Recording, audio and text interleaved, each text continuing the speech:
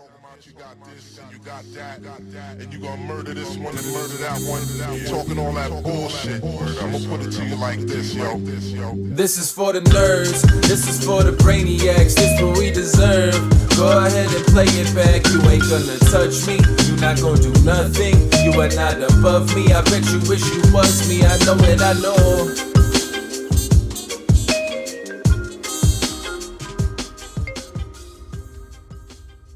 What is poppin', everybody? And welcome back to another special episode of the Only Friends podcast. Well, you know, it's me and my only friends, which includes, but is not limited to, Pimelinski, Berkshire. Oh, no pip cam today. Sorry. Oh, boys. no. Oh, man, she was set up perfectly. It's my fault. All right, what's poppin', Tori? How you feeling today? Oh, we're good, baby. Chilling? Yeah, it's Paul Skeens weekend. Let's go. Shit. Number one prospect in all baseball coming up. That's like the 90th time you said it. It's the first time on the podcast, I'm sure of it. What? What is poppin', Pimelinski? How you feeling today, baby? Oh, that's a good girl. Mm-hmm. Burke? I'd like to address these salacious rumors started by Tyler Geek that we are denying you the pip emoji. It's not our fault. This is on you, Geek. You got to start a membership campaign. Mm-hmm. We need another 53 members before we can add an emoji. It's not me. It's YouTube. You know, I have no control over this. If you guys want it, just click that button. Yeah, you got to click that members button. I mean, could we get rid of, I don't know, Melissa's face? Oh. No. Perhaps. Perhaps. I mean, you know, maybe the alarm didn't go off in time. I don't know. That defeats the whole purpose, Burke. Once you start eliminating things, then, you know. I did eliminate the fiddle. I eliminated the fiddle. All right, the fiddle is fine. No, it is not. This is absolutely ridiculous. So here's the thing. There are a few that I could get rid of, but I'm hesitant to. Nah. Because I think they'll come back around. Right. So like the Sven emote hasn't been getting as much use lately, but I think it'll come back around. Oh, definitely for the World Series. For sure. It'll be a lot of Svens. Right. Like we can't be premature here. We can't be premature. The Svens are coming. Okay. They will all be here. Flights are booked. Right. Hotels are ready to go. In droves, they will be here. Scarves are all packed. Exactly. Shout out the guy from Montana, member for 18 months. He said, I can't do any more for the membership. I appreciate you. You've done enough. I know you've given away. Dave, you've done Geek, enough. just give away 50 memberships. That's all you have to do, and we'll get a pip emoji in here. No big deal. I could get rid of the vulture emote. But, again, I feel like this is one where it's like, it's a little on me, but, you know, we got to be using the vulture more. Yeah. This is a critical part of live poker. Tyler, the vultures are everywhere. Tyler has a good point. Go on. The 412 just needs to go. Absolutely not. I was literally just about to say anything that has to do with Pittsburgh is 100% staying. Pirates, the terrible towel, the 412. Right. What else we have in there? That's it. That's it? Yeah. Only three. Actually, I even eliminated the Pirates P. What? A long time ago. What? I eliminated it for Matt How Hunt. are people supposed to spell poop, Burke? Exactly. Precisely why I did it, Brian. Precisely why I did it. I was like, you know what? This one's close, but we still have the 412 in there. It looks like a Pirate jersey. And What? I needed to get the Matt Hunt. What emote do the in there. Pirates have to do for you to bring that back? I mean, promoting Paul Skeens is one. It's up there. For sure. Yeah, but that's not enough. Look, Geek is a hater because he's from Erie. He's from the 814. Yeah. Nobody wants to admit from being from the 814. When you're from Erie, God knows where your alliances are. He could be a Browns fan, or he could be an Indian. Or, You're right, Tortoise. Yeah. And there are a few others that it's like, you know, they've come and they've gone, like Bussin. Are we going to ever get rid of Bussin? Maybe at some point, but not yet. Definitely not yet. No. It's not are we going to get rid of the Tao Landon? No shot. No. That will live in infamy. That's going to be used a lot towards the end of the month. Of course. And are we going to get rid of Stinks? We haven't used Stinks in so long. However, much like the vulture, it's just been a lapse of judgment on our behalf. Right. Stinks needs to be heavy rotation. Well, I think the problem is it goes along with the P. Why? Because they would do Pirate Stinks. Yeah. Not anymore, buddy. That's the problem. We need the P back. You heard our on the scene reporter here, Brian Lamana on the beat. Oh, you know, Paul Skeens is coming. number one prospect in all baseball. Just like when we had fucking Garrett Cole. Yeah. Number one prospect Nobody in all cares. It's the last time we were in the playoffs. You fucking carries your number one. He is our Won number Cy one in Young- Cy 4 Young for years. your ass. No, I'm saying Skeen's our number one in 4 years. So, you know, just. I'll take the under. I am How much longer do you got on that Garrett Cole contract? I'm happy to have Skeens for the next 4 years. a million years. I'm very happy with that. Yeah, That's all we're going to get, and that's our window. So, you know. Do it. Look, you're not wrong, Tyler. He said nobody uses Nerds and Brainiac. You're not wrong. You're not wrong. But that is a label for our audience. You know, it's like this is our love to you. You guys can use the Nerds and Brainiac more often. You identify. The bottom line is, if you want more emotes, then you just need to sign up. We just gotta do a membership. What do they call it on Twitch? A sub train. Yeah, we just got to get a membership. You know what this calls for? I think a 24-hour stream. Yeah, I think so. 24-hour stream. I think we're gonna have to do. Should we get Joey Ingram in here? Yeah, I think we're gonna have to do a live stream. 24 hours seems like a lot, man. Like, what are you gonna play? What are you gonna play at 4 a.m.? Okay. Okay. Yeah. I'll take an evening chunk. You know. We can do like a full review of the Taylor Swift Eras tour. That'll cut out 3.5 hours. Okay, so it sounds like Brian is going to take the 2 a.m. to 5 a.m. shift. That's usually when I watch it. Right. And I'm like blacked out after, you know. Honestly, real quick question. What chunk will I be doing? Well, you know. That's right. I'll be doing all 24 hours. Thanks for that. No. The live streams are a single setup. You can do it from my desk. There you go. I see. You're safe, but you will. You know, we'll need a little guapito time in there. That's good. We'll do some UFC picks or something. Yeah, you can review old MMA tape.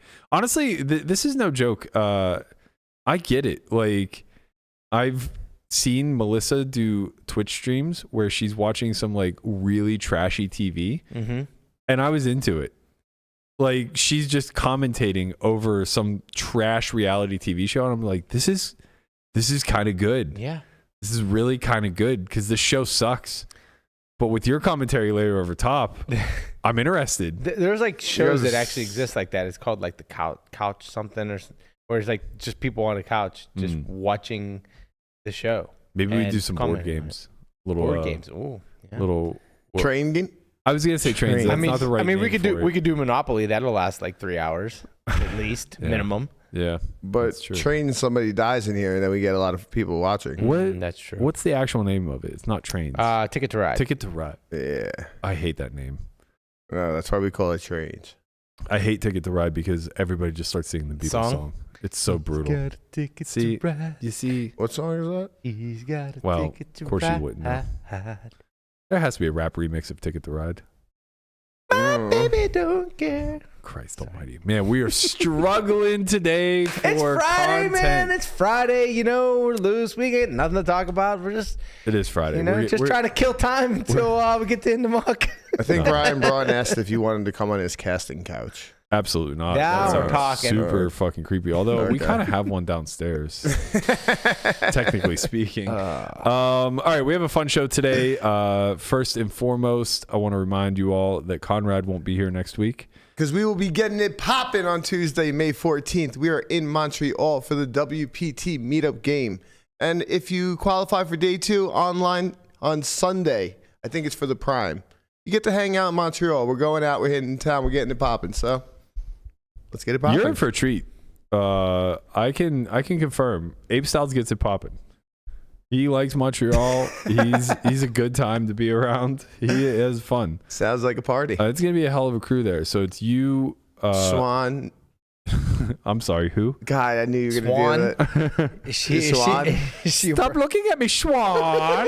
Swan. There you go. Thank you. Did I do it right? Yes. that was I good. did it right. Okay. Yeah. I think Miss Limo is going to be there. Limo's as well, gonna right? be there. Okay. Then you got Ape. You got Brad Owen, and I think Matt Savage is already there. He's already there. He's the ringleader of this whole biz. Yeah, he was sending some pics to the group that he was watching the show last night, getting it popping. That sounds about right. Does that mean it's just going to be you and I next week? we're going to recruit Melissa back. Okay. I'm going to set that fucking alarm for her. It's going to be me and a couple You're banging couple on pans. her door like, A couple pans. The first month of running the podcast was legitimately me going upstairs every single morning and beating down her door. Yeah. What you should do is just take the empty jug off the Colligan and just start banging on that because there's one on there right now. Yeah, for sure. Absolutely. No, Landon's out of town. The jug's been fine. The one downstairs I just had to replace. It was empty. It's always you, man. Wow. I know you don't know. Like, I know you don't think this is true. I don't drink that much fucking water. The last time we replaced it was the last time we had this conversation. It was like 2.5 weeks ago. Not only me. Oh, I mean, be only me. Guapo might drink some water. I don't know. I know for a fact Conrad doesn't. You don't drink water when you're here? I told you I bring my drinks from home. And no, I mostly drink caffeine. Yeah, do you think I can just last 90 minutes on the mic without being caffeinated? Conrad doesn't drink water. Yeah, Conrad for sure. That's for sure. I mean, okay, canned water is fancy water. Not cutting it. I mean, Guapo might be the ultimate, like low key non-water drinker. No. Like just chugging fucking gallons of it and then leaving it empty on the call again. It was me, guys. It was me. The apologist. Lamana can't take it. You gotta be more efficient, Guapo. I know. I'm trying. I'm trying. If I ever get a tattoo, that's what it's going to be. Less efficient? It's the nicest backhanded compliment I've ever gotten from Burke. I don't even remember what I said. When we were talking about me being in the service industry and you were shocked that I was actually a bartender. Right. Yeah. He said, how are you a bartender? You're so inefficient. It's tough to handle a lot of people a lot of time. It's not that you're like. Can we not go down this path? can we just go to something else? Let him clarify. Let him cook. The implication was not that you are incompetent or not capable. It is that you like spend a lot of time over minor details, and as a bartender, I would think that would hurt your bottom line. Yes, it does. Like you get that extra ice cube in there because like there was only 5 and you need 6. Correct. Right. That was all I was saying. Right. You cook, bro. Don't worry about it. Big shout out to Caitlin Comiskey. Today is her birthday. Happy 22nd. Oh. Happy birthday, We're really Caitlin. Proud of you, Caitlin. You made it. Congratulations. I think she's... Hello, we're in the Wow. top. What are you saying here, Guap? Caitlin's out at the Borgata right now. I think she is... either hosting the ladies event or had hosted the ladies event. Speaking of Borgata, Ben Wynn running deep in that event. What, the mystery bounty? Yeah, the mirror bounty. Everything. I'm sorry, the what? The mirror bounty. What does that mean? The bounties mirror the prize pool. So whether first place bounty is first place is 200K. The biggest bounty is 200K? Yeah, the funny part is I don't even know if that's true, but it's just mirror bounty. It just has to be. Oh no, I would look that up because that seems impossible. I mean, I guess they could take half the prize pool. Yeah, that could be possible. No, it's definitely possible. Yeah, just take half. That's interesting. Mm-hmm. Honestly, nothing else makes sense when you hear mirror bounty. If it's not a mystery bounty, then it's a mirror. That's kind of like a second place bounty, a third place, a fourth place. Yeah, all the way up to min cash. Yeah. That's pretty fascinating. That would be. I like that. Yeah, I do like that. You do? Yeah, because you get multiples on the bounty, which is nice. Mm-hmm. I'm trying to think if there's any downside, like not strategically but structurally, by putting half the prize pool into the bounty. I don't think it's so. It's already though. like that. No, it's only a third. 30%. Okay. Fucking guy. 30%. It's already like that. All right. Well, okay. I thought it was. What did I tell you? Breathe, bro. Breathe. Oh, man. All right. Other news and notes around the Twitter sphere. Looks like the Lodge is just... Doug can't catch a break. Can't catch a break. He goes from being a civil servant yesterday or the day before to now being a civil servant again at his own lodge, driving a golf cart, shuttling people from their cars. He's doing God's work. He's a man of the people. Well, he's trying to hit a fucking guarantee. And I got to tell you, for the grinders out in Texas, it looks like the Lodge is offering you guys a ton of value. $2 million guarantee, and their parking lot shut down today. Well, no, you get a first-class ride with Doug Polk on a golf cart. So why wouldn't you What is the reason for the parking lot being shut down? Looks like they were... I assume it was scheduled, but... I think the city also is mad at them for going to another place, and they're like, fuck this. We're going to shut down their parking lot on their $2 million guarantee weekend. So they that's just bad luck. They promoted yesterday that they expected a 500K overlay prior to any of the days, like any of the flights running. Which I'm not sure how they arrived at that number, but the parking lot being closed today certainly makes it more likely that that's the number. What's interesting, it's like once you advertise that you're expecting a 500K overlay, it immediately is not a 5. It's immediately going to go down. Well, that's the point, obviously. Right, of course. But the unforeseen circumstance of their parking lot being closed could easily make it rise again. But I think it's 7 flights, so I'm guessing it's 2 flights per day. And I imagine today's 1A and 1B. So, over the next 4 or 5 days, I would imagine there's going to be some sort of overlay when it's all said and done. So any of you value hunters out in the Texas area, it seems like a good place to go and, fire at will. Maybe throw a few shells into this one, see what happens. I can't remember the last. It seems like the Venetian's the only place in Vegas that ever has overlay alerts. MGM, but like they went through that whole I'm going to change the prize pool bullshit last summer. Let me think about this. I wonder if the Wynn has ever. I haven't heard of a Wynn overlay in it's true. Long time. Ever. Yeah. Maybe. Yeah, it's very true. It's been quite some time. Maybe like way I don't even know back if the Venetian does. They've had some scares. Nothing. Oh, yeah, actually, what am I talking about? Of course there was a Wynn overlay. There was the fucking WPT, the biggest overlay of all time. Except for that one. Right, except for the biggest overlay of all time. $2 or $3 million overlay. Right. Yeah. I'll get crucified for that because for one split second, I forgot that there was a multi-million-dollar overlay. Yeah. You can't be online these days, kids. It's not safe. Just ask Huber Daddy. Math is hard, dude. Math is very hard, first of all. He's suffering the wrath. I've been an apologist for this one. I kind of understand how it happens. I almost did the exact same thing on air like a week ago when we were talking about, I think it was JBEX or maybe it was Rampage, their probability of winning a tournament if they played 50. Yeah. And I caught myself. And you're like, to be fair, math on air. I mean, to be fair, I'm not as big of an idiot as Huberman's presenting right now. At no point did I think it was reasonable to just add the probabilities together. Let's see how bad it is. Should we take a listen? Yeah, go ahead. To make this very simple, all we need to know is that for women 30 years old or younger, because the probability of getting pregnant on any one attempt to conceive is 20%, well then, if that doesn't occur the first time, then she should simply repeat that at least 5 and probably 6 times before deciding to go to an OBGYN and conclude that there's something going on either with the egg or, of course, it could be with the sperm.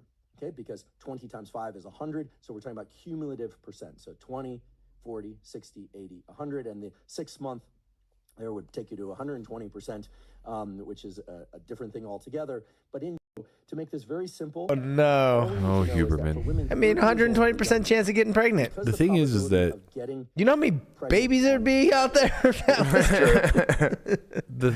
the issue is, and I think this is why no one's really offering him much grace, is that when you're dealing with probabilities of, especially something like this, where it's like, it's a 20%. Well, nothing can be more than 100%.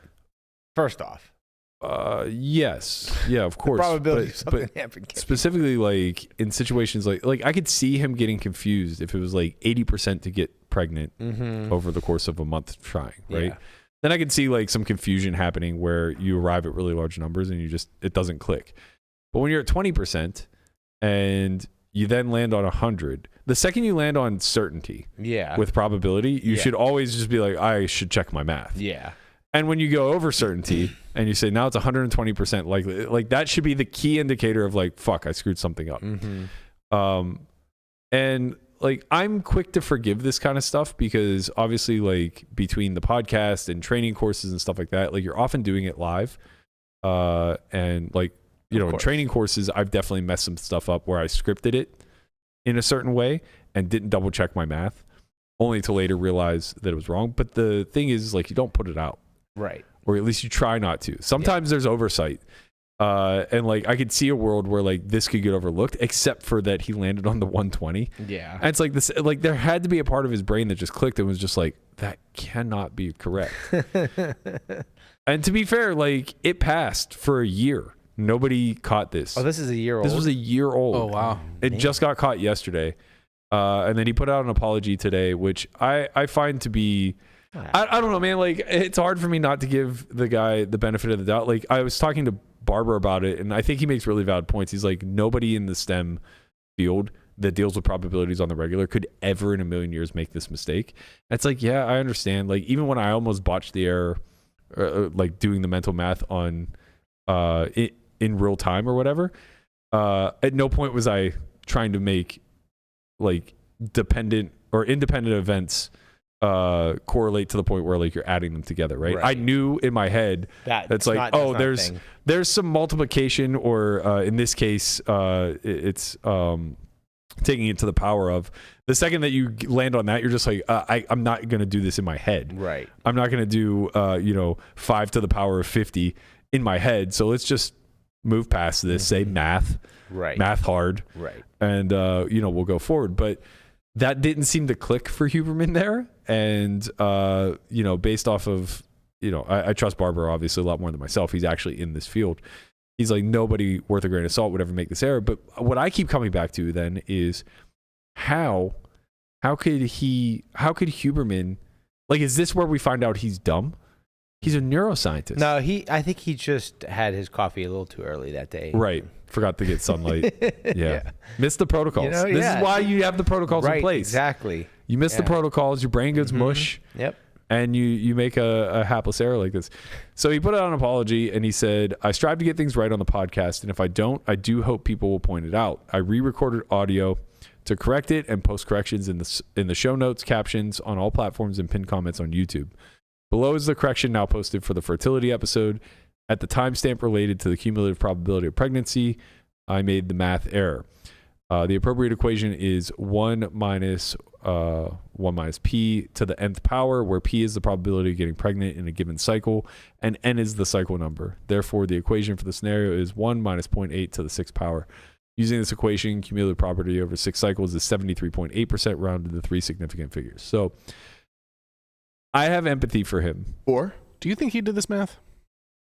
Yeah, of course. It takes 2 seconds. What do you mean? You mean, like, do you think he landed on the equation? Yeah. I would imagine so. I'm pretty sure the answer is 4. Or what?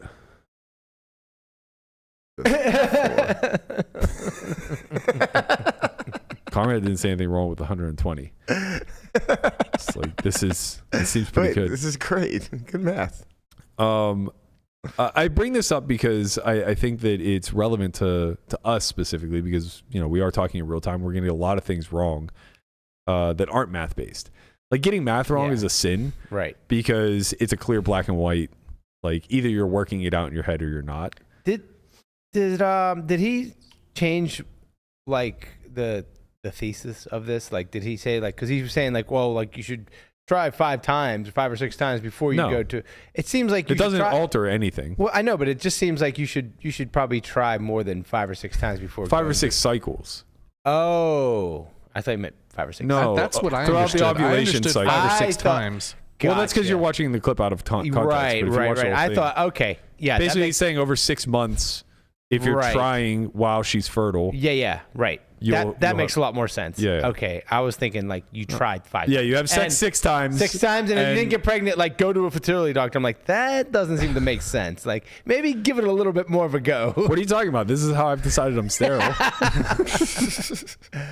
Oh, Berkey. Had sex once, didn't get a girl pregnant. I must be sterile. Yep. Yeah, you keep thinking that. We'll get little Berkey coming along real soon. But no, like, the point I'm trying to make is that, like, obviously in real time we get a lot of things wrong. We get a ton of criticism for it, but it's for me, I have a lot of empathy for this because it's so unfair as a user to over scrutinize. I mean, look, this needs to be scrutinized because this is just sheer math. When it's so egregious, he's spitting out data, right? Right. But like, oftentimes we'll be having a conversation about this, that, or the other. Like, I always fuck up, not always, but like, we had the conversation before about like Len bias. And another basketball player that I don't remember who died on the court. And I always confuse the two. Mm-hmm. And it's like, this is Andy's already losing his mind right now. Yeah, of course. This is the thing that like drives Andy the most insane. It's just like, what do you want from me, man? And it happened when I was like 6. Mm-hmm. And I have some memory of pop culture. You know what I mean? Like a lot of the pop culture references, things along those lines, like the details are going to get skewed. There's it's kind of like the Mandela effect, right? Like our brains remember certain things It's not called the Mandela effect. No, I'm just kidding. No, definitely. Well, you're right. It's called many things. It's Streisand effect, I think. Mandela effect, the Bernstein bear. There are a lot of references. Right. To it. Yeah. But anyway, it's weird because I'm now kind of like making excuses for him because I'm comparing apples to oranges. Mm-hmm. But I think part of this is because I feel like a lot of people are looking to discredit him based off the expose that came out like a month ago in the New Yorker, where they were professing that he has 6 girlfriends, and like for all of these scandalous reasons, he can't be trusted as a scientist anymore. And it's like, well, maybe he can't be trusted as a data scientist because he doesn't know that, he doesn't actually know the equation for cumulative probability. And that in and of itself is a problem. Right. But I guess like this is what I keep doubling back to is like, does he truly lack the knowledge of the cumulative probability equation? And if so, how the fuck did he become both a neuroscientist and a researcher for Stanford? Like, how could you fake that? Have enough people working under you, I guess? Is it really that important? It is to him. I mean, it is to his credibility. Yeah. Like he will certainly go the way of being discredited with this being pointed to.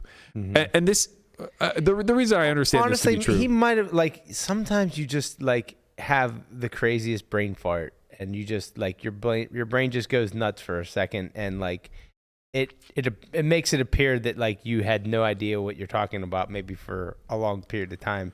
But in all actuality, like he understands this stuff probably through and through. It's just for some reason on that day in that moment, his mind just shut off. But from what it sounds like, I guess people in the field, and I could be wrong here, like this isn't a mistake that can really be made. Is that correct, Burke? Well, that's what. It would be like you teaching a course and just you going on a 5-minute thing about how aces get cracked by pocket fives 40% of the time, and you know.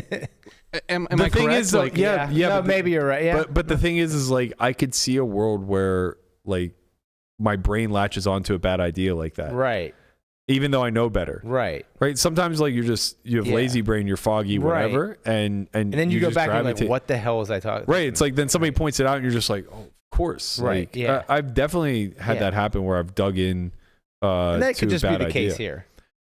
Yeah, well, like that's the benefit of the doubt I want to give him. Right. Of course. Well, because you can conceptualize it when it's yourself, your own experience. But then when you're watching somebody else do it from the outside, it's so hard to be like, how could he ever do that? Well, I just think like I think a lot of people just can't relate to people who aren't like-minded individuals, and I think that we all share different like complexities in the way that we think. So like this speaks to me because I'm very like lazy brained when it comes to details. Yeah. I'm just not a detail oriented person. And so like I'll make a lot of lazy mistakes. What drives Andy crazy? Of course. and rightfully so. And unfortunately, like I'll be judged by it because I'm often on a public mic and things of that nature.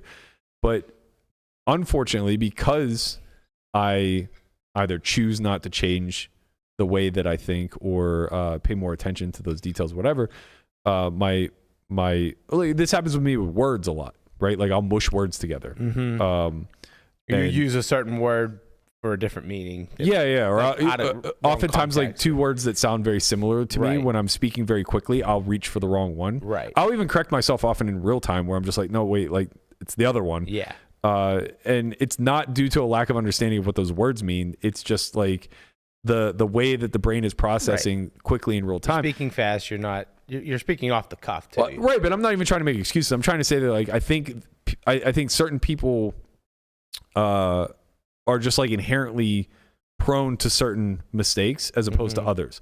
Like very straightforward linear thinkers that are really rational and like down to business people that you would see in data science and stuff like that are just great with numbers could never in a million years make this mistake. But possibly Huberman isn't that strong in that area, right? Maybe he's a lot more of like a global thinker who's kind of a big piece mover and doesn't really fret over the details quite as much. Right. But he's thrust into a role to now be a lot more detail oriented, and he has errors like this. So I guess like that's why I offer a lot of forgiveness for this.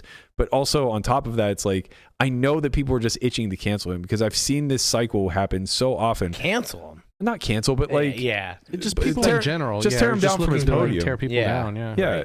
Like you know, there was such a discredit him would be maybe a better word. Good way of putting it, because he had like such a meteoric rise. And it's the same thing happened with Rogan. Everybody was Rogan bros, right? And then like at some point, if you were an intelligent person, it almost became embarrassing to listen to Rogan, and it was like somewhere around the pandemic because he latched onto a bad idea and just beat it into the ground, right?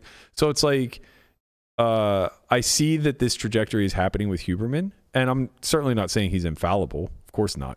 He is probably making tons more errors other than this that haven't been caught yet. I mean, who isn't, right? Right. But I do think that there's like this movement where it's like when I think specifically there is a negative connotation to when men in particular gravitate towards a particular figurehead. Like there's just something about that kind of like lends some level of toxicity to the onlookers, and so they villainize now the figurehead of sorts. And it's like you saw the New Yorker try to do this with their article where they're like, we have some fucking dirt on Huberman, you'll never guess. And it's like, what, all of his data science is wrong? Like is it not good to get sunlight first thing in the morning? Like what, tell me is cold bad? Like what's going on? They're like, no, he has 6 girlfriends. It's like, okay, so he's a fucking giga chad. What are we talking about? It's like, who gives a shit? But you know, to like Barbara's point, and Rada also made this comment. It's like they would find it hard to trust his findings moving forward, and it's like that's kind of fair. It's also kind of just like, man, one oversight, right, on something in passing. Yeah, like, it's just like, well, now we need to comb through every single thing he's done in his life to make sure he didn't make these mistakes all along the way. Personally, like the way that I would say it is I would listen with a more critical ear. But I would imagine that like, you know, Barber and Rada probably aren't his audience anyway. And if they are, they probably are already listening with a critical ear. Right. And yeah, I don't know. I just find so much value in people that are willing to explore these kind of scientifically gray areas. Like he does so much with the optimization, kind of like lifestyle optimization area, and he's actually a scientist as opposed to the majority of people who are doing it are just like Joe Blows. Yeah. And like the same thing with Rhonda Patrick. It's just like I find her to be of such tremendously high value, and if she came out tomorrow with like an incorrect finding or something like that, it's like the last thing I would want to do is crucify her. I would hope to get to the bottom of like why the mistake was made, but like I don't know. I get it. Like we're all human at the end of the day. There's just no incentive being public about this kind of stuff, right? Like he probably has dozens of peers who have, you know, made similar faux pas in papers that got rejected or whatever. And I don't know, just I guess that's academia though in the nutshell, right? Like it's probably just like so cutthroat where a lot of the peer review stuff is literally just looking to dismiss. Yeah. And then honestly, that's great. That's how things get steel man. No, for sure. You need, right? You need peer reviewed research. I would say we need more of that in our space. I mean, like look, it turned into a fucking Family Feud, just saying that like it's not good to fold a hand making money on the flop. Yeah, I mean, people are fucking soft, bro. Yeah. Like, there's just no room for any sort of opinion or criticism. I feel like Lexi got a little bit of that the other day. Did you see that post Lexi did? Oh, that's actually a really great example.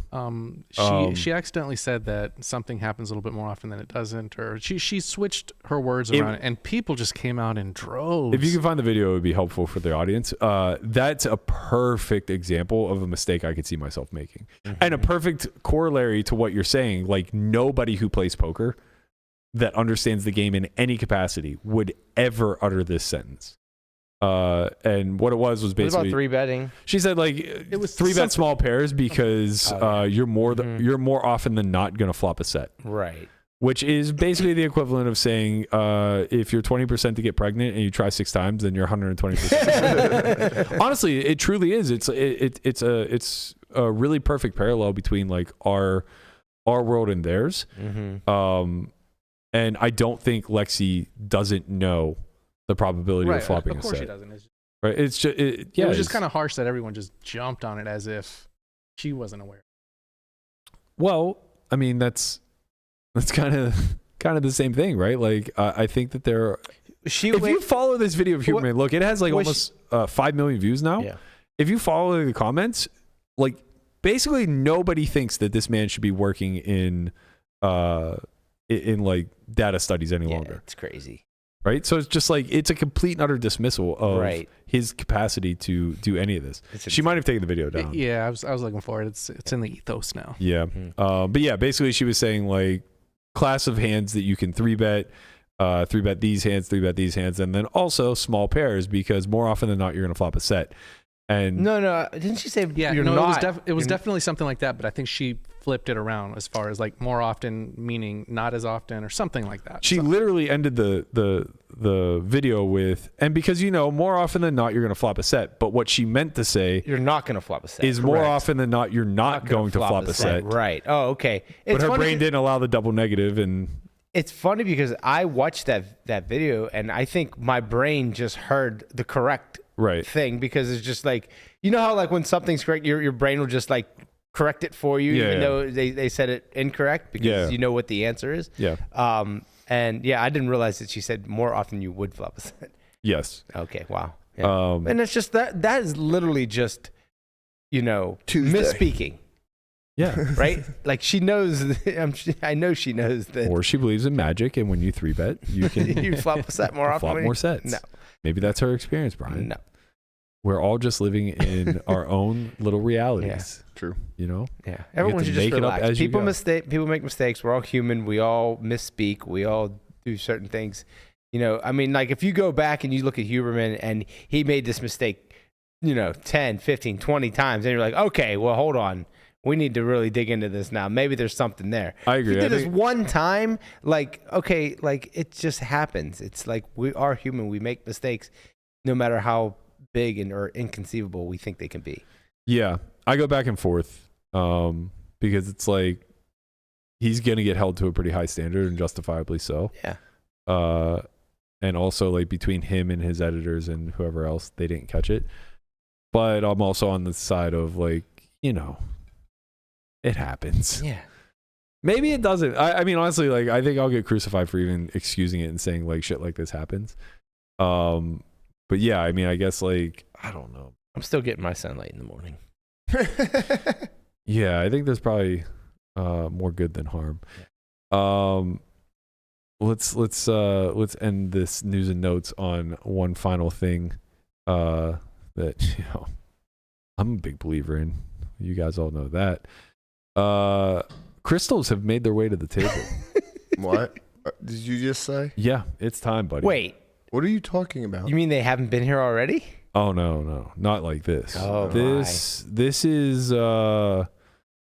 this is next level. For those of you who are prepping for the WSOP, you want to get your crystal starter kit. We're going to be organizing a group trip to Sedona. We're headed to the Vortex. That's right. That's where the good crystals are. You're goddamn right, Guapo. Yep. We're going to the Vortex. I'm first going to get. What's your favorite, Burke? I'm partial to amethyst. Oh yeah, amethyst is a big one. Quartz. I like quartz. Yeah. You can get it on a wristwatch sometimes. Yeah. I'm gonna bring quarts of whiskey to this. That's what I'm gonna bring. Well, first we're gonna go down. What are you guys talking I mean, about? the first thing we're gonna do, we're gonna organize a group seance. We're gonna get a medium down there. You know, she's gonna tell us all about all the bad juju, and you know, basically expel our body of the demons, if you will. I only fuck with kryptonite. We'll get you a little kryptonite. Yeah, Lex Luthor over here. Yeah, all this has to take place in the vortex, though. That's very important.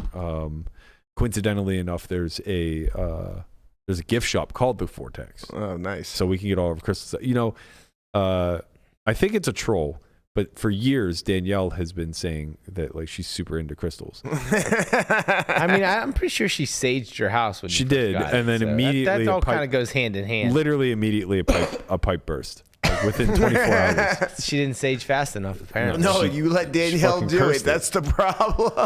Cursed the whole goddamn house.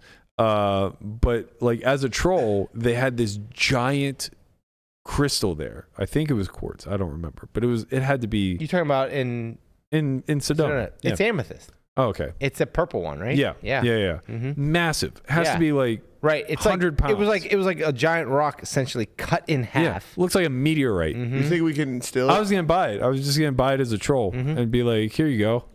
It was like $1,800. Yeah, I was gonna say you could buy that, or you could buy into an event at the World Series. Yeah, or get fucking 20 ounces of A5 Wagyu. Oh. I mean, honestly, it would look good like in front of the house.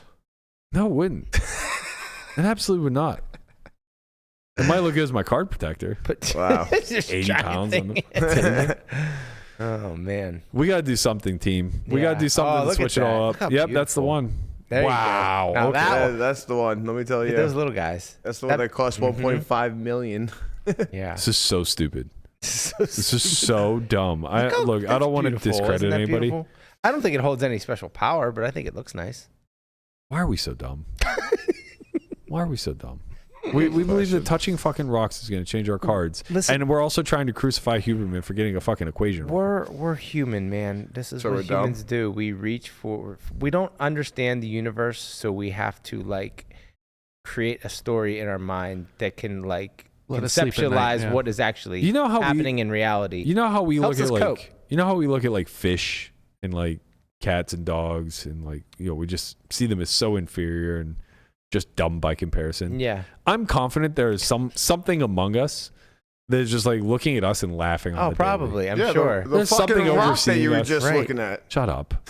Shut up. Every time I'm watching TV, I'm like, does my dog like look at me? He's like, why is this idiot staring at this glowing box for so long? Honestly, it might be the dogs. It actually might be the dogs.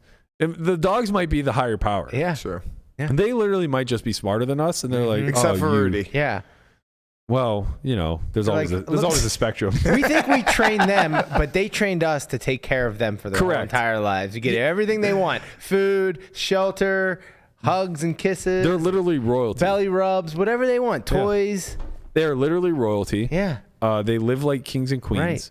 And we're peasants. I truly think that we are beneath dogs. Yeah. Me too. I think that that's actually what's happening. We can't get inside their brain. They can they communicate. They just choose not to because they don't want to give up the goat. You Right. know, they don't want us to know. Right. Can't blame them. Let's get to in the muck.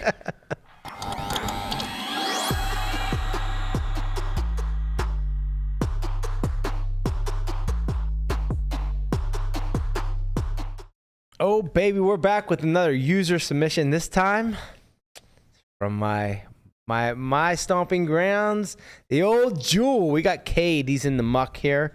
He's playing the 2-3 game. That's my game there. He's got ace, 6 of hearts. He's under the gun 8, I don't know, 9, whatever. He's under the gun 1. Fuck you, Landon. He makes it 7. Person next to him 3 bets to 25, folds back around to Cade, and he makes folds. Nope. Oh yeah. He this- makes the call. Oh, okay. All right, and the I would call too, but it's a fold. right. Okay. Wow. Really? Yeah. You're suited. That's a fold. No. This is. I gave the widest ranges imaginable, Yeah. which were MTT ranges. Okay. So it assumes a big blind ante and no rake. Okay. Still pure still a fold. fold. Okay. So mistake number 1, just fold pre-flop, and the hand's over. So we go to the flop, and we get the 10 of spades, the 7 of hearts, and the deuce of diamonds. So he's got backdoor flush draw, backdoor straight draw, overcard. He decides to check, 55 in the pot. Our opponent bets 30, and we decide to call. And now we get what seems to be the best card for us. One of the best ones anyways is the 9 of hearts, giving us a straight draw and a flush draw. We decide to check. Our opponent now bets 75 into 115, and we go for it with our equity and go all in for $295, only to be snap called. I don't know if we were snap called, but we were called by, I believe, a pair of jacks, and they hold when the 6 of diamonds hits the river, and we lose a $700 pot. So you said right off the bat, just this hand should end preflop. Yeah. Too weak. Yep. Is it because that is probably the worst ace suited hand, right? So ace-6. I mean, like, obviously the wheels are better hands to have. Ace-6 all the way up to even ace-10, I think, are probably pretty close. Ace-10 of hearts. Okay, ace-10. You can listen. Well, relax. how the hell? Don't treat me like fucking Huberman here. Relax for a second. I think ace-10 suited. Ace-10 suited is gonna be where it starts to be cuspy. Wait, you think ace-10 suited mixes? If you're opening under the gun in a full ring game, under the gun 1. Okay, yeah, sure. Under the gun 1, the ace-10 starts to get close. What do you think about the ace wheels? Ace-5, ace-4, and ace-3. I'm gonna say. I'm gonna say those are folds too. All the ace wheels are gonna call. Well, ace deuce probably doesn't even. I don't think ace deuce might not even open. Ace deuce definitely does not open. Yeah, Can you be more clear by what you mean when you say cuspy? Ace indifferent. Meaning, so if ace-6 is a fold, I think ace-7 and ace-8 are a fold. I think when it starts to get closer to like ace-10 and ace-jack, that's when you can start calling. Okay. I thought you were gonna say like maybe ace-10 is like 0 EV. I think it starts. Do you think it's just a fold? I think it starts to mix with like ace-10. Okay, which then means you think it's 0 EV. Yeah. Okay, sure. Yeah. Okay. Okay. I disagree. I mean, we can look at a chart. Yeah. I disagree with ace-10. I think you're right about everything else. I think like ace-9 through ace-6. Okay, so I'm off by 1 pip, is what you're saying? Well, but it's a huge pip. pip. Yeah, right. Now you go from being able to flop a straight. It's like the difference between being off between ace-5 and ace-6. Yeah. Like that's a massive. Ace-6 is 0% continue. Okay, so you're saying so ace-10 is pure? I think it's a pure continue. You'll 4-bet it sometimes. Okay, well. So you need to have bluffs from somewhere. Rob was about to prove us all wrong. No. I'm just waiting to see the chart. Like, I thought you had it like waiting in the wings. Like, so you think it is, huh? You think it? Let me get this on record, Burke. Well,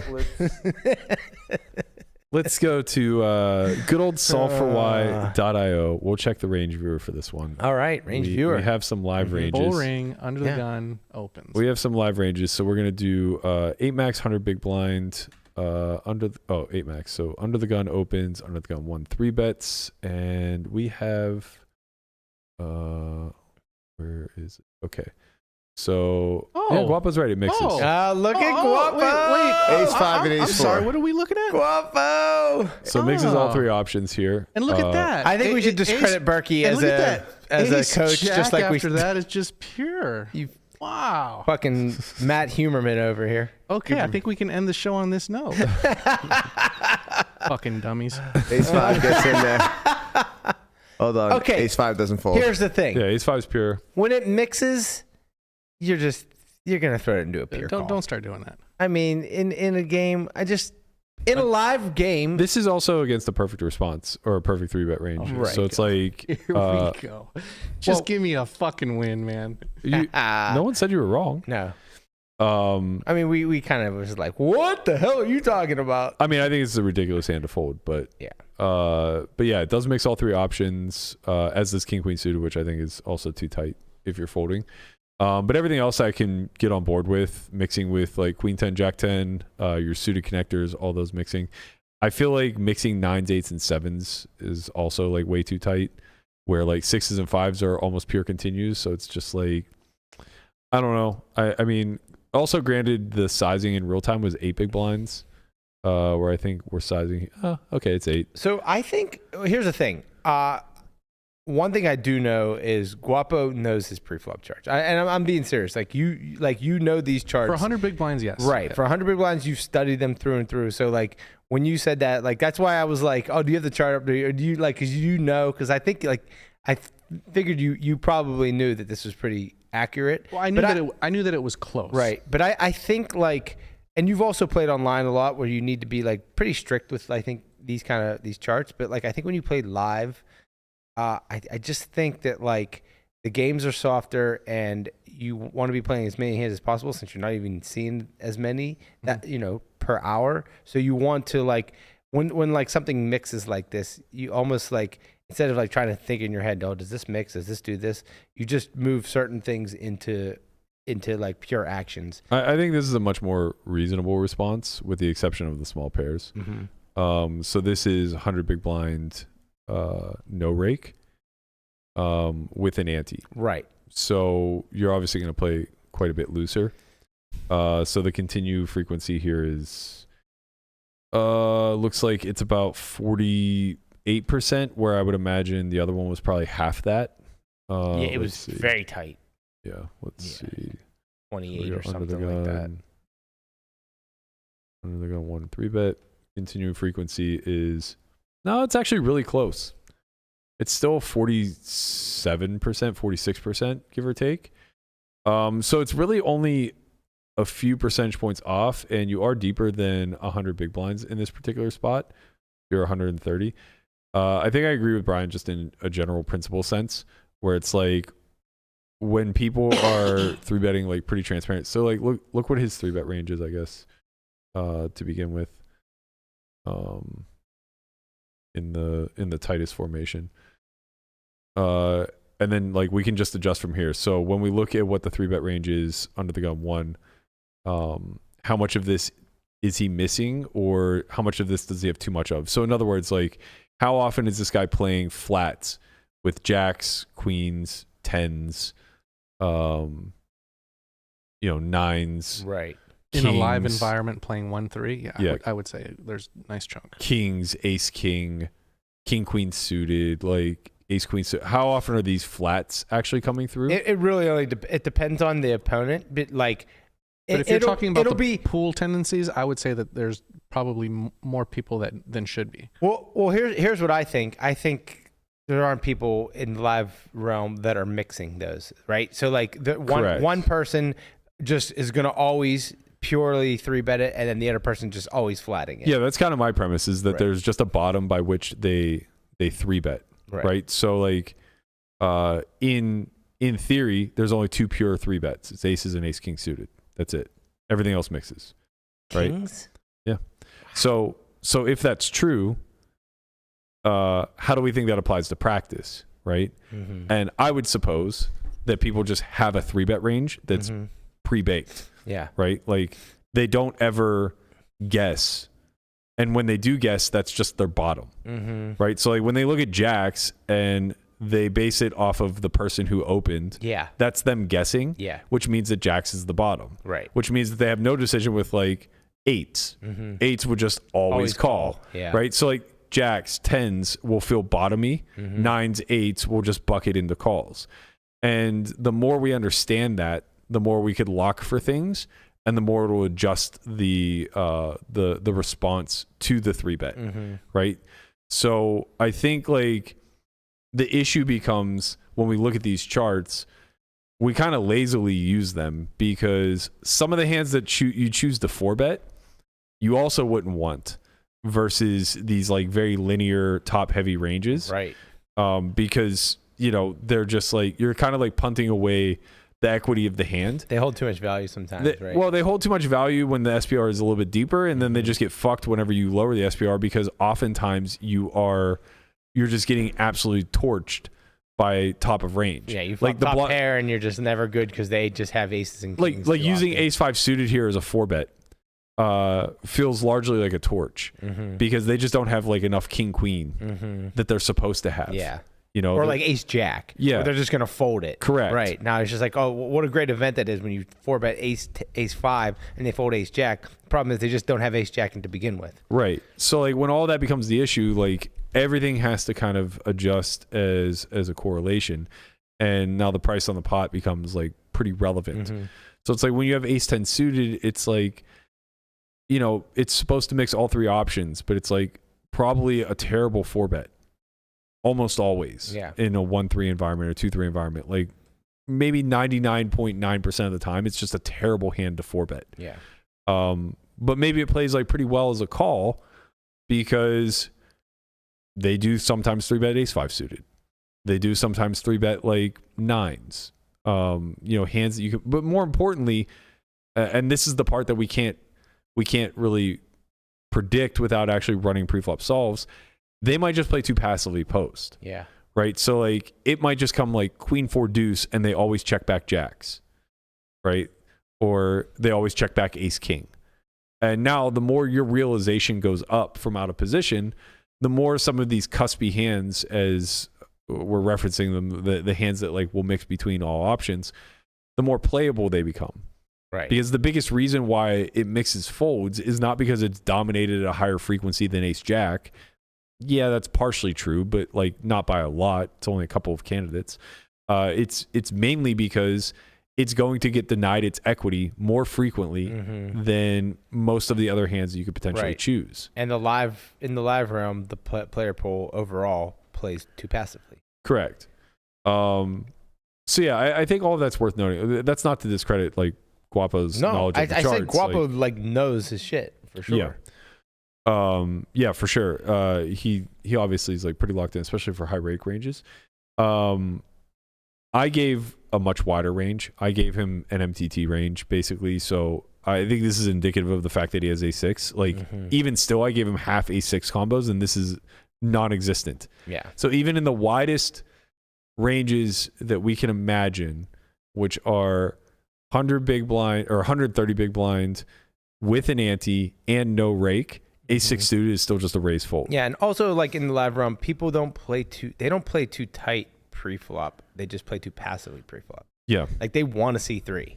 I think that's true. Yeah. Yeah. So yeah, he's going to be a little bit more funneled up towards overpairs. So yeah, definitely fold pre.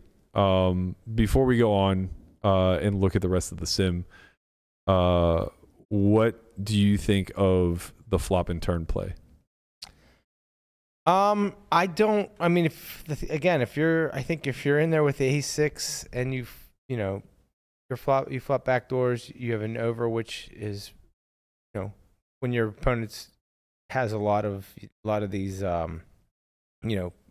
like pocket pair paint, then your ace is good a lot of the time. So like, I don't give up on the flop too often. See, that's funny. I was going to say the opposite. I think the flop is pretty ambitious. Sizing matters when you say a lot. back, Yeah, sizing's what was the size? 2/3. Yeah. I mean, that is kind of big. Like when you on say the that he bigger has a side. backdoor straight draw and a backdoor flush draw, like he's got a backdoor straight draw, and yeah, he has a backdoor flush draw, but I think this is just a fold. But how many like jacks does the opponent's range really have? Just jacks, like really. So like you don't have to. I don't think your straight draw is pretty clean, except when they do have jacks, which is what he had. Jacks, and he should have like some queen jack maybe. Let's see. Yeah, he has queen jack suited half the time. Okay. Yeah. King jack suited, ace jack suited. He's plenty of jack X. I guess I'm thinking about a practical 3-bet range as opposed to a linear one. Yeah, I mean this is like a GTO, like what you're supposed right. Like this range is optimal 3-bet. This range is really wide. Right. It's good, but like it's very wide. Yeah, that's probably not what you would see in practice. Correct. That's what I meant. And if by some miracle I did land on the turn, and when I don't know, did he check raise jam? Yes. That I don't mind as much because, and again, you guys might think this is crazy, but I think overpairs are going to sometimes fold here to this. Oh, I think that's crazy. How could they fold? You're losing to sets, you're losing to 9-10, and sometimes people just overfold. Well, you're losing to 9-10, but you have equity versus 9-10, Mm-hmm. and you're beating all the draws. Yeah. I think like you're right. Sizing does matter. So like knowing that it was a 75% bet on the flop. I mean that can push me into a fold. Like if he bets quarter, like I just never fold. Yeah, I think that's pretty reasonable. Yeah. I'm gonna tighten the 3-bet range here quite a bit. So I'm gonna give closer to a response of like what we see in a raked environment. I feel like these suit connectors are even ambitious, but they're very low frequency. So I'll leave them you don't in. see it too often. But yeah, like now Queen Jack's out, King Queen off is out, Queen Mhm. 10's out. Yeah. I mean, I feel like these suited aces just probably don't get 3-bet enough either. Mhm. The issue is that like a lot of this range is constructed off of no calls. Yeah. You'll see the ace wheels obviously because Yeah, the ace 4, ace 5s Yeah. are easy ones because they Mhm. become commonplace. But like, I think this is just going to make it more of a fold for ace 6. Like, look, versus 3/4, you have to be pretty particular. The thing is, though, there are a lot of hands that you still float or you still call out a position that I imagine are pretty uncomfortable for a lot of people. Like, you definitely don't fold like King Jack with a backdoor. You definitely don't fold King Queen with a backdoor. Like these are going to be your continues. The backdoor straight draw, backdoor flush draw, like those are Yeah, I think you have. I mean, you have to have some continues, right? And like, so seems like those ones would be the ones that would go in there first, right. The not of your nothing.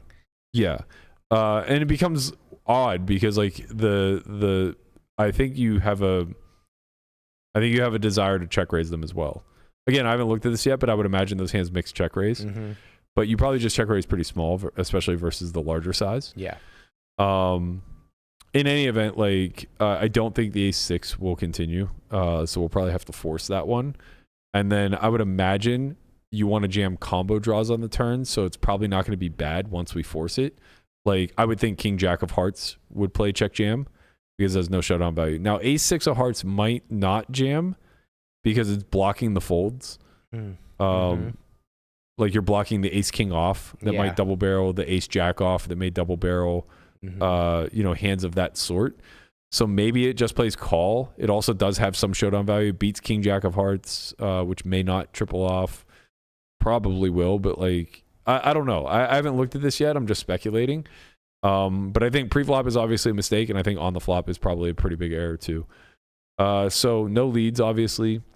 67% here with a range this tight is pretty good. He could easily be range betting here, though he does play some checks. He's obviously betting a ton. Right. 83%. Oh, wait. Did I not put ace 6 back in? Yeah, ace 6. I got to put it back in the range. My bad. Get back in there.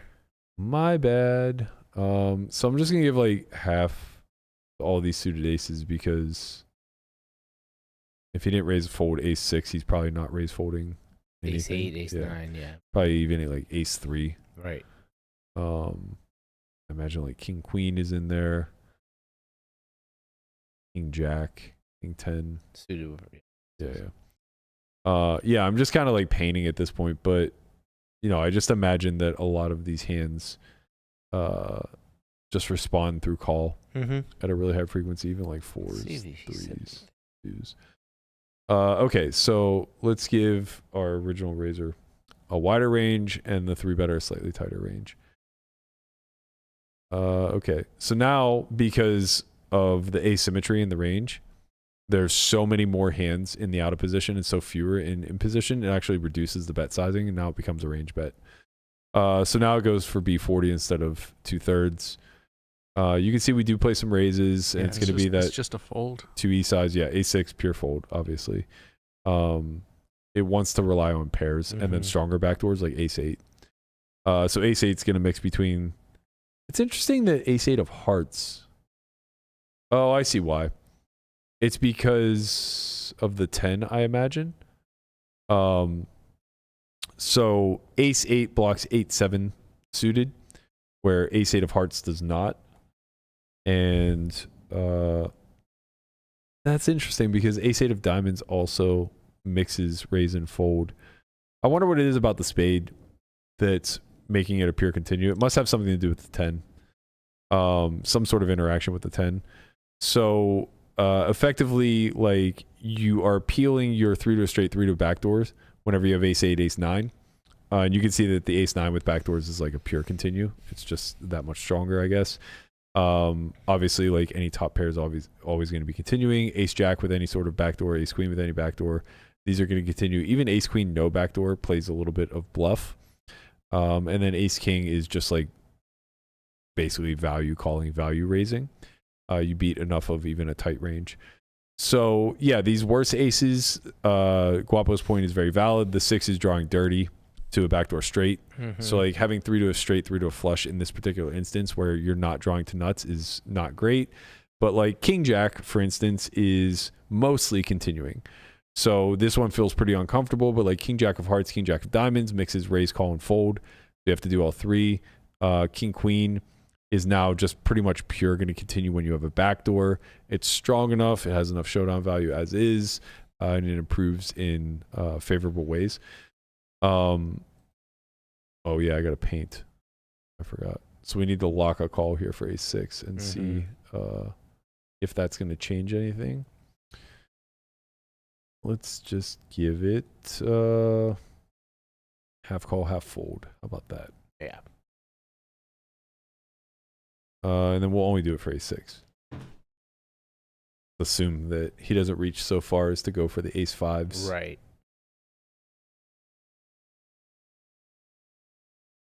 Even though ace 5 would probably be a better call than ace 6. Like, I'd rather have that backdoor. Why? It's cleaner. Right? Oh, you're saying to the wheel? Yeah. Yeah. Yeah, that's true. But like, you get no fold equity on a 3 or a 4. Yeah. Sorry, I screwed this up. I need to do it by candidate. So half, half, half, and then 100% fold here. Okay. All right, now let's try again. Might lower the raising. Yeah, just a pip. Went from 12.4 to 12.3. Shout out to Pip. Okay. Turn was the 8 of hearts. Is that right? Turn was the 9 of hearts. 9 of hearts. Okay. All right, let's see if Guapo's correct that overpairs sometimes fold. Check. He went for 2/3 again? He went. What did he do? Or 3/4, I guess. Yeah, he bet 75 into like 115. Something like that. Let's see here. Okay. The turn is what we're looking at? Yeah. Check. Yeah, 75 into 115. And he piled 295. Okay, so yeah, I guess 67 is about right. Okay, so he bets 2/3 pot, which is the preferred size. And A6 does jam. Pure. Hey, look at that. Come on, Definitely pure. So that's good. Oh, no. Sorry. It raises. Well, it jams a little bit, but he just doesn't really play a lot of jam. You can see only jams like 1%. The rest is just raised for full pot. So 10s exactly. 10s, 10 of diamonds, 10 of clubs plays jam. And then A6 of hearts, like a tiny little bit, maybe like 10% of the time, plays shove. Otherwise, he's just supposed to raise. If we take away the raise option, only have him play call or jam, he might just play pure call with like range. Oh no, he does start jamming a lot. Yeah. Okay. So yeah, like you see King Jack of hearts start shoving. The other King Jacks actually start bluffing a little bit too because they now picked up the gut shot. And I feel like that he jammed here. I feel like it is like a spot where he probably was just gonna jam or fold like his range. I mean, maybe let's see. Not range. Not his range. I mean, but like his value hands. Yeah. Well, he's only playing a single size, is what you're saying. Right. Yeah, that's fair. Right. Yeah. But like he's probably not shoving Jack 10 suited. He's probably not shoving like Ace Jack suited. Right. He's just calling a lot of these hands, or he's folding. But like, yeah, like if he decides to take an aggressive action, he's going to be all in. Like no one's finding the Ace Jack of spade jam. No. But it's probably pretty good because I imagine it just puts a lot of pressure on Ace King with the Ace of Hearts. Okay, so he jams. Let's see what overpairs do. Yeah, Guapo's right. They mix. Guapo. They're very give Guapo that check mark. So they're very suit specific. they're pure calls when they have a club. Aces is less suit sensitive. Ace of diamonds, ace of clubs is like a near pure call. Everything else is like, and then also ace of spades, ace of clubs. Everything else is like pretty 50-50. Yeah. He said that his opponent tanked for about a minute and then called and showed jacks. So like jacks felt indifferent there. It sounds like from his. Well, they are, but again, very suit specific. Right. Jack of spades, jack of club, jack of spades, jack of diamonds are pure calls. Jack of diamonds, jack of clubs, pure calls. The other three are pure folds. So, you know, it makes the play a lot better because his opponent probably isn't indifferent himself. He probably isn't looking at the suits and saying like, oh, when I have spade heart, I'm just gonna fold. You know what I mean? Right. Like he's probably just like, oh, this is a tough spot. Jacks feels uncomfortable and then call. But yeah, it obviously is like a really tight call off range. His 10x actually is more pure. Well, I mean, I guess it's like only because it's pair plus hearts. That's crazy. King 10 of hearts mixes. How? It's like, how could that hand ever fold? I don't know. It just doesn't make any sense. Like, Pretty wild. Wait, the hearts variety is folding? it's the only King 10 you have. Like, that just feels inherently wrong. I just can't for the life of me figure out how Top that could, pair. like, what are we jamming that has Flush that in draw. bad shape? We block 10s, 10-9 suited, I guess. Yeah, 10-9 of clubs jams. Yeah. But like you have so much equity versus that sevens jams, which you're in really bad shape Deuces. versus. But like, yeah, a lot of other stuff is like bigger flush draws, like ace 6 of hearts. We have that dominated. You know, ace jack of spades. We have that in pretty bad shape. King jack, all varieties. We have that in pretty bad shape. That seems really, really shocking to me. I don't know. I just. Is it because it's? I mean, I'm not going to try to make sense of it. Yeah. I just feel like this is maybe solver noise. Maybe. I can't for the life of me figure out how this hand is even close to 0 EV. This should be just making money versus our bluffs. And it doesn't block enough bluffs where suddenly it becomes indifferent, I don't think. Yeah, that was like the need to find enough folds, but it seems like it has plenty enough folds. Like Right. Like I can see how queens is just like pure 0 EV and like aces because a lot of it comes from blocking bluffs. And like to be clear, like kings and jacks are making money. That's why like half of them are pure calls and half of them are pure folds. So like this is a concept that I think people miss often when they're analyzing a solve. They'll look at the candidate and they'll be like, oh, kings is indifferent. It's like sort of. It depends on which kings you hold. Right. Half of your kings are just pure calls. Right. And are making like over a big blind. Yeah, like the ones that probably like without the heart are like snapping. Right? Yes. Yeah. Well, it's specifically when you have the club. Okay. Right, because like because then they have all the backdoors and correct. Right. All of their bluffs are still available. Right. So like yeah, these are just like making money, and then if you call the other ones, they're like losing tons. So like King of Diamonds, King of Spades, for example, is losing 5 big blinds through a call. And like that's really important to understand that like indifference works in a multitude of ways. What actually matters is how much EV they're earning. So like aces as a candidate is earning 0 EV, so now you know all the mix. Same thing with queens. Queens is like basically 0 EV. King 10 suited is I don't know, man. This one's weird to me. Again, like I just feel like this might be solver noise because calling is making a tiny little bit, but of course that's noise. I just logically speaking, range versus range. I don't know how this hand's ever performing worse than ace 10 of hearts. Yeah. I get that like the king of hearts is a key bluff card because king jack of hearts, king queen of hearts are going to check jam, but like so are the non-heart varieties, and having a 10 here just feels so important. We don't jam much ace 10 at all. It's very low frequency. And you beat jack 10, which shoves a lot. Yeah. I guess maybe blocking the 10 of hearts is somewhat important here because jack 10 of hearts is a pure jam, but even jack 10 of clubs jams, a third of the time. I don't know. Chalk that one up to solver noise. Anyway, Played the hand like shit. Sorry, Cade. The jam on the turn is good. Yeah. Well, he said he did say that I'm really not sure. He goes, I might have misplayed this hand on every street. So he's kind of aware that he was in the muck throughout the hand. So that's good. Yeah, obviously I'm giving him a hard time, but like the principles behind jamming the turn are really good. That's worth noting and learning moving forward. The principles behind the flop call are very bad. The threshold of equity necessary to call a 2/3 pot bet is, and that's the other thing. Like we're going off 40% here, right? Like if we change it to 67, it's gonna alter. I think even like some of the offsuit, or not the offsuit, but like some of the backdoor Broadway calls. Give him another. There's so much punishment. Reject me, daddy. Yeah, so like now King Queen isn't pure anymore. Right before it was just like if it had a backdoor, it was always continuing. That's not true anymore. It's starting to lean more raise fold. Same thing with King Jack, right? Like look how small the continue of King Jack is, and it's pure raise. So now facing the larger size like we did, it forces even more indifference through the weaker portion of our range. And oftentimes it even removes an option altogether. Like King Jack no longer is indifferent between call and fold. Between all three options. It's now only indifferent between raise and fold, which is going to matter a lot.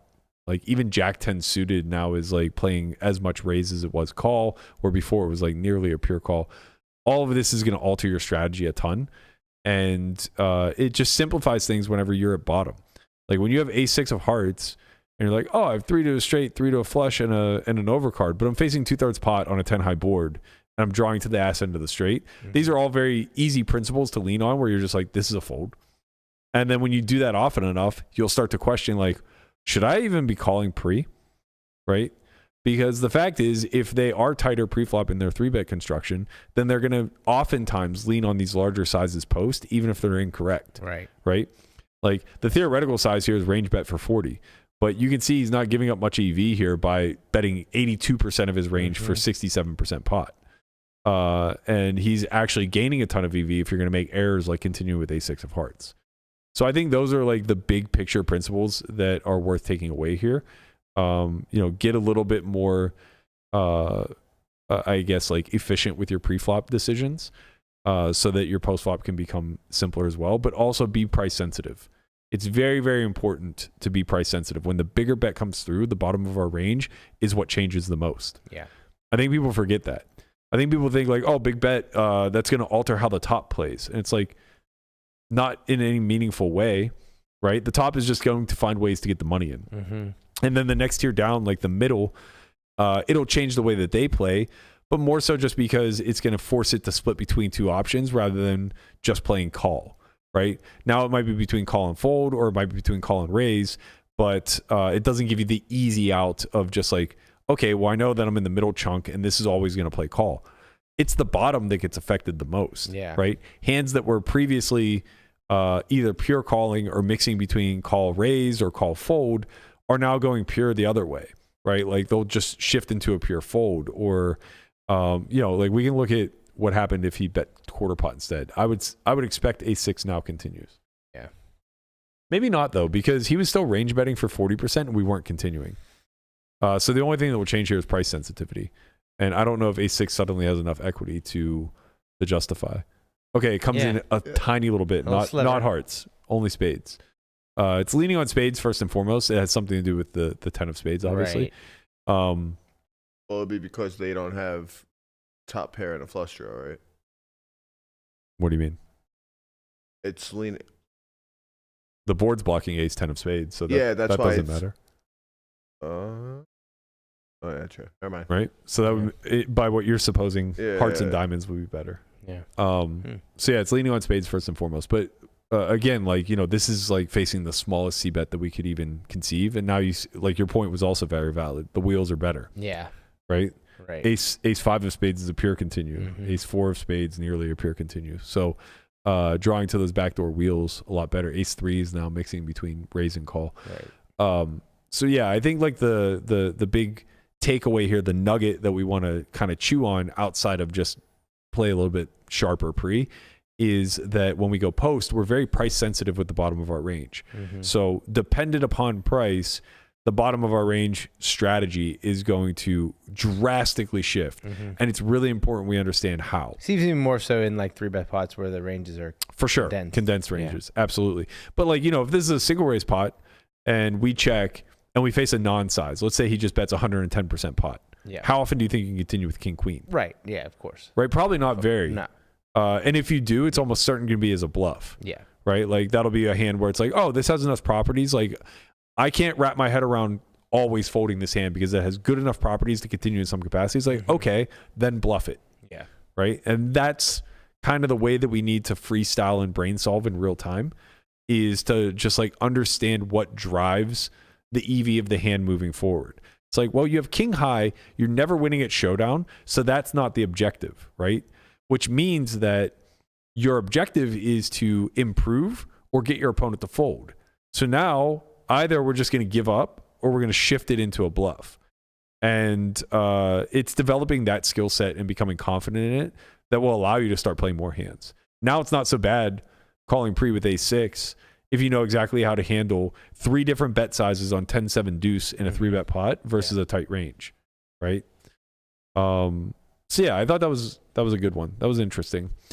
If you guys want to submit your own in the mucks, where we can, either reject you, daddy, or give you a thumbs up, head over to our Discord channel. You can hit hashtag Discord in the chat, or you can go to our Twitter page at onlyfriends_pod. It's the pinned tweet.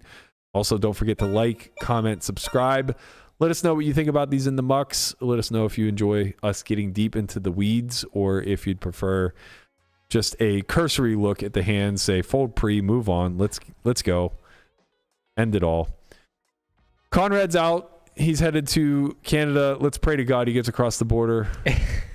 I'll be back on Monday. You won't be back on Monday. I'll be here Monday. You will be? Oh, I thought you weren't. I leave Monday night. Oh, okay. Oh, so he'll be here Monday, but not the rest of the week. Now, when I say let's pray he gets across the border, are we praying for him to get into back. Canada or to get out of Canada? Wow. Some people have different incentives. Yeah. Well, we'll see. Yeah, that He that might would get seem to there. be He might true. get back. It'll be an knows? adventure. We'll find We'll out. see. You keep us updated. Film. Well, Can you then. film getting dragged into the back room at border? Didn't that happen to you? Yeah, it did. They don't do that to Brian me. was with me too. Uh-huh. I guess you're not driving, so you're probably you're okay for now. Yeah. They don't do those type of things to Conrad. I don't know. We'll see. All right, that's gonna do it for us. We'll be back Monday at noon Pacific, ready to bring you guys a whole new week of shenanigans. Don't forget to submit your in the mucks, and we'll see you guys all then. Peace. Squad. Peace.